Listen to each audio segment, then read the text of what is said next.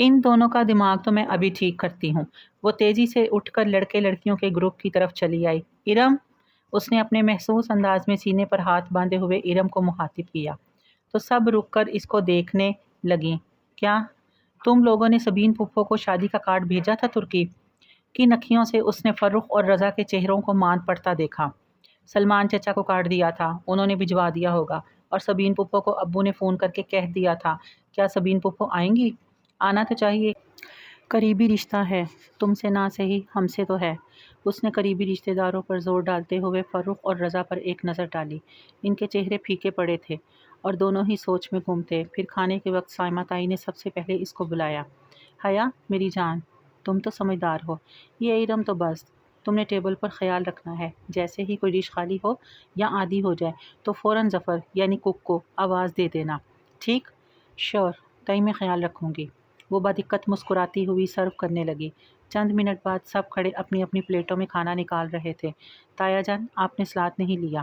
وہ رشین سلاد کا پیالہ ہاتھ میں لیے ابو اور تایا فرقان کی طرف آئی، جو اپنی دھن میں باتیں کر رہے تھے۔ اس کے پکارنے پر چونکے۔ تھینک یو بیٹا۔ تایا فرقان نے مسکراتے سلاد اپنی پلیٹ میں نکالا۔ وہ شلوار کرتے میں ملبوس تھے اور شال لی تھی، باروب چہرے پر پونچھے۔ سلمان صاحب ان کے برعکس کلین شیو ڈنر سوٹ میں بہت سمارٹ لگ رہے تھے۔ دونوں کی سوچیں ان کے حلیوں جیسی تھی۔ ابا آپ بھی لیں نا۔ سلمان تم نے سبین کو کارڈ پوسٹ کر دیا تھا نا؟ تایا کو اچانک شاید اس کی شکل دیکھ کر یاد آیا تھا۔ سلمان صاحب کا چمچے سے سلاد بھرتا ہاتھ ذرا سست پڑا اور چہرے پر کڑواہٹ پھیل گئی۔ بہت آہستہ آہستہ انہوں نے چمچ پلیٹ میں پلٹا کر دیا تھا۔ ان کے لہجے میں کاٹ تھی جو حیا کے لیے نئی تھی۔ ابا سبین کو شادی پر آئیں گی؟ وہ پوچھے بنا رہ نہ سکی۔ کل مہندی ہے، آنا ہوتا تو آج آ چکی ہوتی۔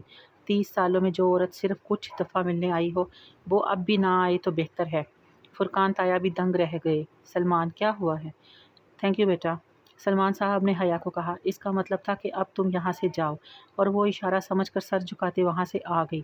بہت آہستہ سے سلاد کا پیالہ میز پر رکھا اور اپنی آدھی بھری پلیٹ اٹھا لی، مگر اب کچھ کھانے کو جی نہیں چاہ رہا تھا۔ یہ ابا کو کیا ہو گیا تھا؟ وہ پھپھو کے بارے میں ایسی باتیں کیوں کر رہے تھے؟ پھر اس سے رہا نہیں گیا۔ وہ اپنی پلیٹ اٹھا کر ستون کے ساتھ کھڑی ہو گئی، جس کی دوسری طرف ابا اور تایا کھڑے تھے، بظاہر اپنی پلیٹ پر نظر جھکاتے کان ان دونوں کی باتوں کی طرف تھے۔ حیا کے لیے لغاری نے اپنے بیٹے کا پرپوزل دیا ہے، سلمان صاحب نے اپنے دوست کا نام لیا تو حیا کے ہاتھ میں پکڑی ہوئی پلیٹ لرز گئی۔ یہ کیا کہہ رہے ہو؟ فرقان تایا ششدر رہ گئے۔ بھائی اس میں حیرت کی کیا بات ہے؟ ولید اچھا لڑکا ہے، کل مہندی پر آئے گا تو ملواؤں گا۔ سوچ رہا ہوں حیا سے پوچھ کر ہاں کر دوں، مگر سلمان یہ کیسے ہو سکتا ہے؟ کیوں نہیں ہو سکتا بھئی؟ تم یہ شادی کیسے کر سکتے ہو؟ باپ ہوں اس کا، کر سکتا ہوں۔ فاطمہ بھی راضی ہے اور مجھے یقین ہے حیا کو کوئی اعتراض نہیں ہوگا۔ اور جہاں کا کیا ہوگا؟ کون جہاں؟ سلمان صاحب یکسر انجان بن گئے۔ تمہارا بھانجا سبین کا بیٹا، جس سے تم نے حیا کا نکاح کیا تھا، تم کیسے بھول گئے ہو؟ وہ 21 سال پرانی بات ہے اور حیا اب 22 سال کی ہو گئی ہے۔ بیوقوفی کی تھی میں نے، سبین پر اعتبار کر کے اپنی بچی کا نکاح کر دیا۔ 21 برسوں میں کبھی سبین نے مڑ کر پوچھا کہ نکاح کا کیا ہوگا؟ 6 ماہ میں ایک بار فون کر لیتی ہے اور 3 منٹ بات کر کے رکھ دیتی ہے۔ اور آپ کو واقعی لگتا ہے کہ وہ لوگ رشتہ قائم رکھنا چاہتے ہیں؟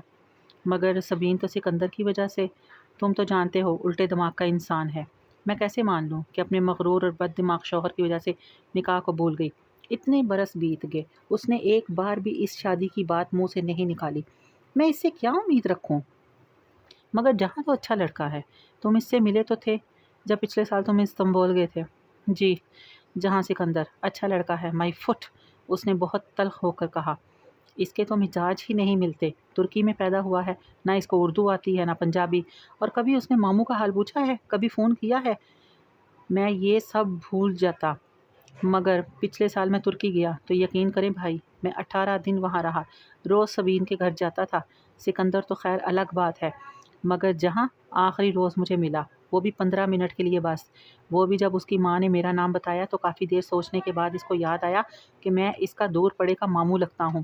وہ مجھ سے ملا اور وہ بھی 15 منٹ کے لیے بس، اور پوچھنے لگا کیا پاکستان میں روز بم دھماکے ہوتے ہیں اور کیا وہاں انٹرنیٹ کی سہولت موجود ہے؟ پھر اس کا فون آیا اور وہ اٹھ کھڑا ہوا اور چلا گیا۔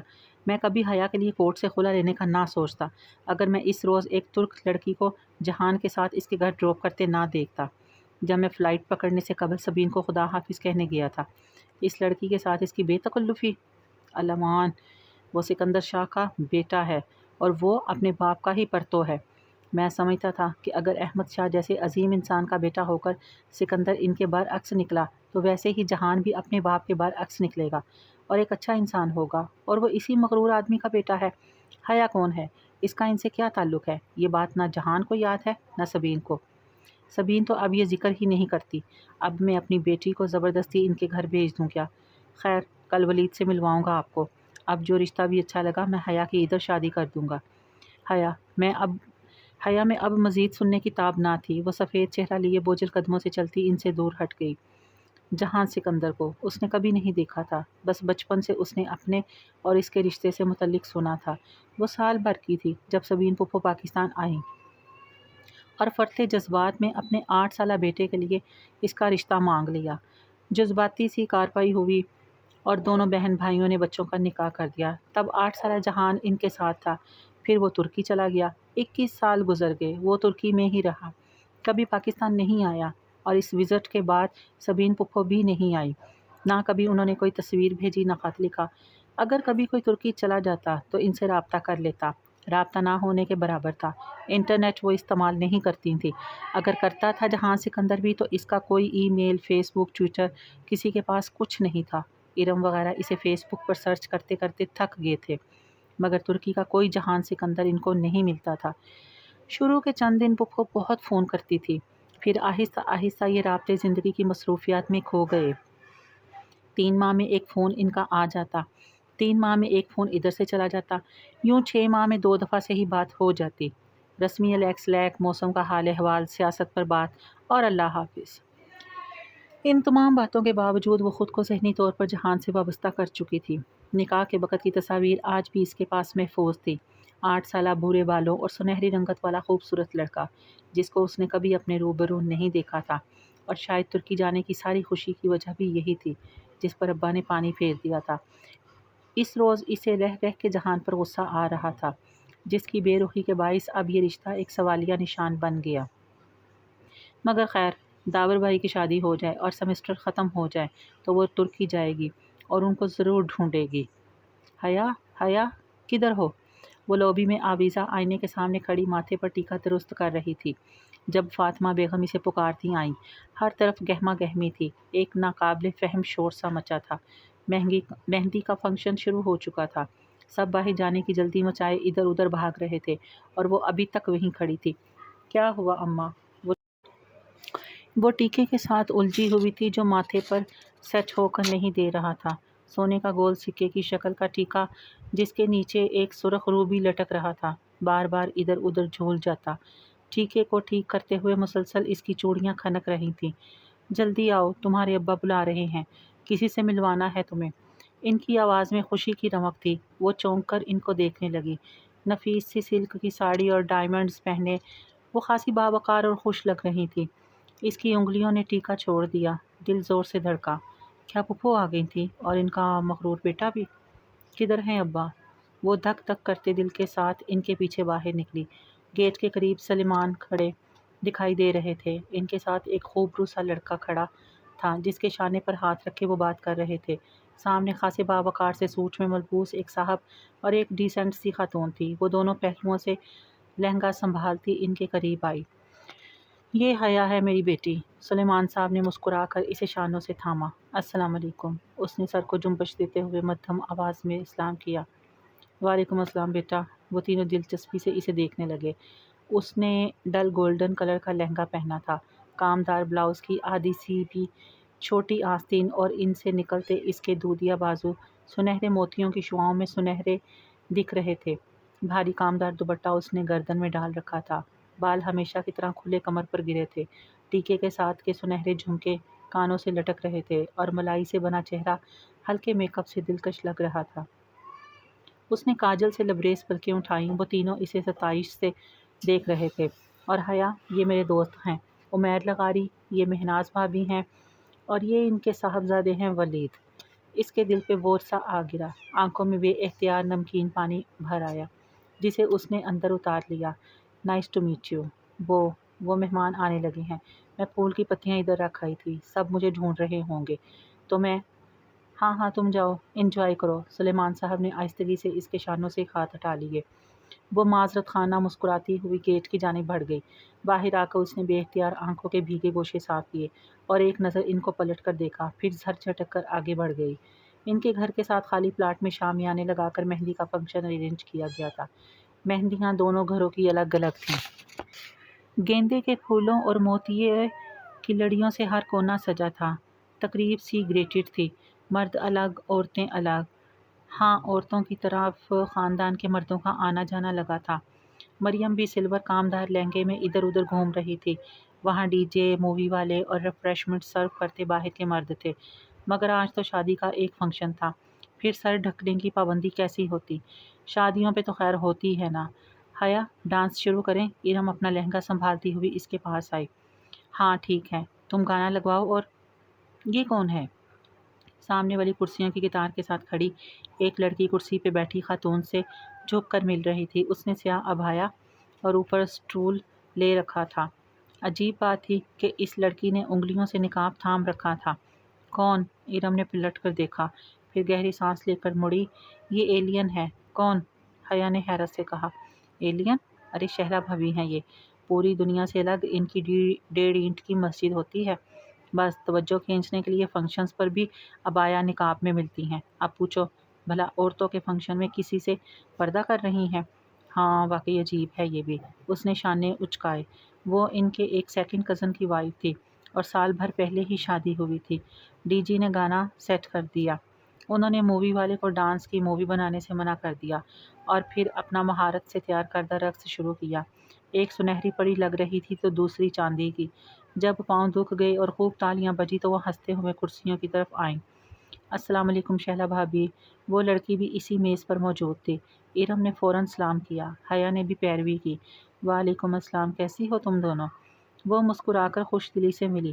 ایک ہاتھ کی 2 انگلیوں سے اس نے ابھی تک سیاہ نقاب تھام رکھا تھا۔ بالکل ٹھیک، شہلا بھابی بھی نقاب اتار دیں۔ ادھر کون ہے؟ شہلا نے جواباً مسکرا کر سر ہلایا، مگر نقاب اسی طرح پکڑے رکھا۔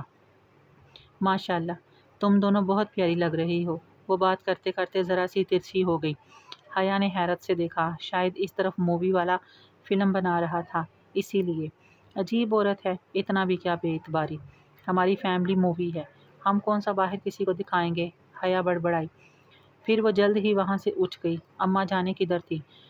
کس سے پوچھے سبین پھپھو آئی ہیں یا نہیں؟ وہ کافی دیر اسی شیشو پنج میں مبتلا رہی، پھر گھر چلی آئی اور ٹی وی لاؤنج میں فون کے ساتھ رکھی ڈائری اٹھائی، تھکن کی وجہ سے دم سے صوفے پر گری اور سبین پھپھو کا نمبر تلاش کرنے لگی۔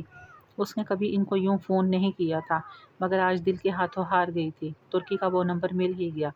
اس نے ریسیور اٹھایا اور نمبر ڈائل کیا۔ گھنٹی جانے لگی تھی۔ اس کے دل کی دھڑکن تیز ہو گئی۔ 5ویں گھنٹی پر فون اٹھا لیا گیا۔ ہیلو۔ بھاری مردانہ آواز اس کی سماعت سے ٹکرائی۔ السلام علیکم۔ اس نے خشک لبوں پر زبان پھیری۔ جواباً وہ کسی انجان زبان میں کچھ بولا۔ میں پاکستان سے بات کر رہی ہوں، گڑبڑا کر انگریزی میں بتانے لگی۔ پاکستان سے کون؟ اب کہ وہ انگریزی میں پوچھ رہا تھا، اس کی آنکھوں میں پانی بھرنے لگا۔ میں سبین سکندر کی بھتیجی ہوں، پلیز ان کو فون دے دیں۔ وہ تو جواہر گئی ہیں، کوئی میسج ہے تو بتا دیں۔ وہ مصروف سے انداز میں کہہ رہا تھا۔ اب یہ جواہر کیا تھا، اسے کچھ اندازہ نہ تھا۔ وہ سبین پپو نے پاکستان نہیں آنا کیا؟ داور بھائی کی شادی پر؟ نہیں، وہ بیزی ہیں۔ شاید وہ فون رکھنے ہی لگا تھا کہ وہ کہہ اٹھی، آپ کون؟ ان کا بیٹا جہان۔ کھٹ سے فون رکھ دیا گیا۔ اس نے بھیگی آنکھوں سے ریسیور کو دیکھا اور پھر زور سے کریڈل پر پٹکا، آنسو صاف کیے اور اٹھ کر باہر آئی تو گیٹ کی طرف سے ظفر چلا آ رہا تھا۔ اس کے ہاتھ میں سفید ادھ کھلے گلابوں کا بکے تھا۔ وہ بے اختیار ٹھٹک کر رکی، پھر لہنگا سنبھالتی زینے اتر آئی۔ یہ کیا ہے ظفر؟ وہ تسی ایتھے ہو؟ یہ کوریئر والے نے دیا تہاڈے لئی۔ ظفر نے گلدستہ اور ایک بند لفافہ اس کی طرف بڑھایا۔ وہ پچھلے 7 سال سے تایا فرقان کا ملازم تھا۔ ٹھیک ہے تم جاؤ۔ اس نے بکے کو بازو اور سینے کے درمیان پکڑا اور دونوں ہاتھوں سے بند لفافہ کھولنے لگی۔ حسب معمول اس میں سفید سادہ کاغذ تھا جس کے بالکل درمیان میں اردو میں ایک سطر لکھی تھی۔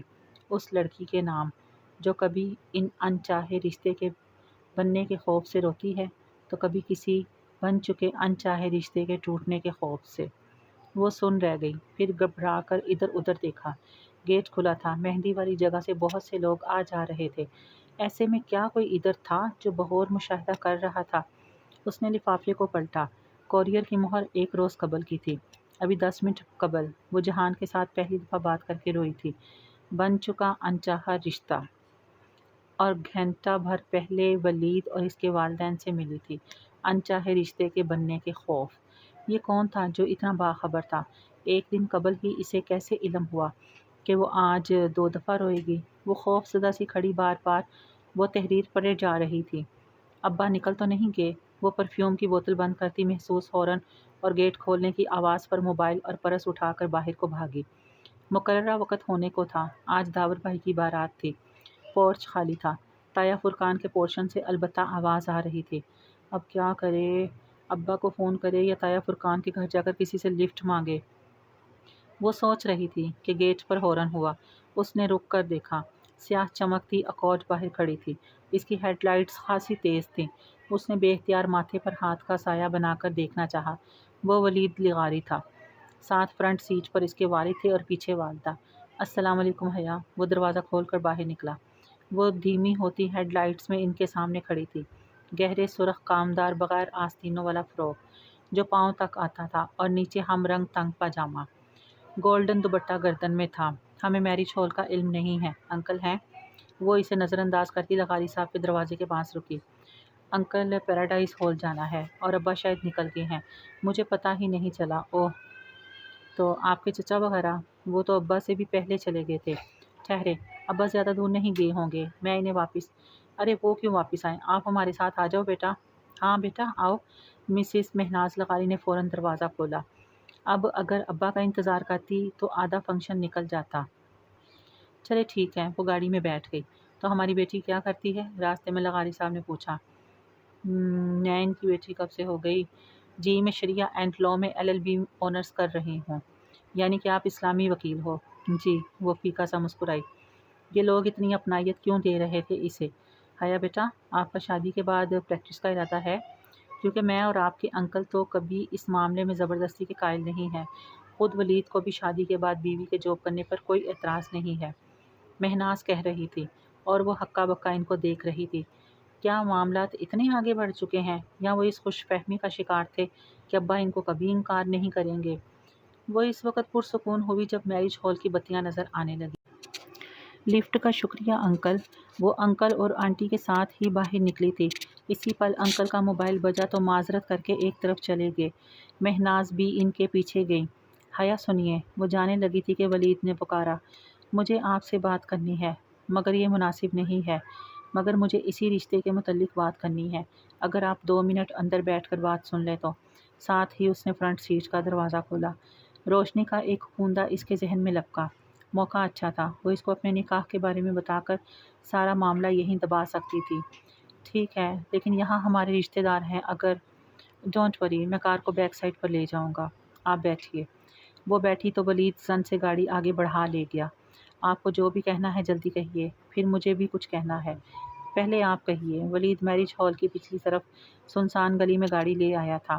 اوکے، مجھے کچھ بتانا تھا، میرے ابا نے معلوم نہیں آپ کو بتایا ہے یا نہیں، مگر میں بتانا ضروری سمجھتی ہوں۔ میرا نکاح میری پھوپھی کے بیٹے سے بچپن میں ہی ہو گیا تھا۔ وہ لوگ ترکی میں ہوتے ہیں، کچھ خاندانی مسائل کی وجہ سے میرے ابا ان سے تھوڑا بدظن ہیں اور مجھے ڈائیورس دلا کر میری شادی کہیں اور کرانا چاہتے ہیں، مگر میں ایسا نہیں چاہتی۔ پلیز آپ انکار کر دیں، میں کسی اور کی بیوی ہوں، نکاح پر نکاح نہیں ہو سکتا، پلیز میں آپ سے درخواست کرتی ہوں۔ اس نے چہرہ اوپر اٹھایا۔ وہ ایک ٹک گہری خاموشی، گہری نظروں سے اسے دیکھ رہا تھا۔ یہ اس کا چہرہ تو نہ تھا جو وہ سارا راستہ ڈرائیونگ کے دوران دیکھتی آئی تھی، یہ تو کوئی اور ہی شخص تھا۔ پھر آپ نے کیا سوچا؟ اس کی آواز لڑکھڑا گئی، خطرے کا الارم زور زور سے اس کے اندر بجنے لگا۔ کس بارے میں؟ وہ بوجھل آواز میں بولا تو وہ دروازے کی طرف سمٹی۔ اس کا ہاتھ ہینڈل پر رینگ گیا۔ آپ کے اس رشتے سے انکار کے بارے میں۔ ساری عمر پڑی ہے یہ باتیں کرنے کے لیے حیا، ابھی تو ان لمحوں کا فائدہ اٹھاؤ جو میسر ہیں۔ وہ ایک دم اس پر جھکا۔ حیا کے لبوں سے چیخ نکلی۔ ولید نے دونوں ہاتھ اس کی گردن پر رکھنے چاہے مگر اس نے زور سے ہینڈل گھما کر دروازہ کھولا اور دوسرے ہاتھ سے ولید کو دھکا دے کر باہر نکلی۔ اس کا دوپٹہ ولید کے ہاتھ میں آ گیا تھا۔ وہ بنا پیچھے مڑ کر دیکھے بھاگی جا رہی تھی۔ گلیاں سنسان تھیں، جانے وہ کہاں لے آیا تھا۔ آج اتوار تھا اور دکانوں کے شٹر گرے ہوئے تھے۔ وہ بھاگتے ہوئے گلی کے دوسرے سرے پر پہنچی مگر یہ کیا، گلی آگے سے بند تھی۔ Dead end. کیوں بھاگتی ہو؟ مسرور سے انداز میں پیچھے سے کسی نے کہا تو وہ گھبرا کر پلٹی۔ ولید سامنے سے قدم قدم چلتا آ رہا تھا۔ اس کے لبوں پر فاتحانہ مسکراہٹ تھی۔ وہ نڈھال سی دیوار سے لگ گئی۔ اس کا دوپٹہ تو وہیں رہ گیا تھا۔ اب بغیر آستینوں کے جھلکتے بازو اور گلے کا گہرا کاٹ، اس نے بے احتیاط سینے پر بازو لپیٹے۔ مجھے جانے دو۔ اس کی آواز گھبرا گئی۔ کیسے جانے دوں؟ پھر تم نے ہاتھ تھوڑے ہی آنا ہے۔ وہ چلتے چلتے اس سے چند قدم کے فاصلے پر آ کر کھڑا ہو گیا۔ پلیز، میں ایسی لڑکی نہیں ہوں۔ تو کیسی لڑکی ہو؟ مجھ سے لفٹ لے لی مگر شادی سے انکار ہے۔ تب ہی گاڑی میں اتنی بے رخی دکھا رہی تھی۔ وہ اس کے بالکل سامنے آ رکا۔ پلیز، اس میں اتنی ہمت نہیں تھی کہ اب ولید کو دھکا دیتی۔ شش!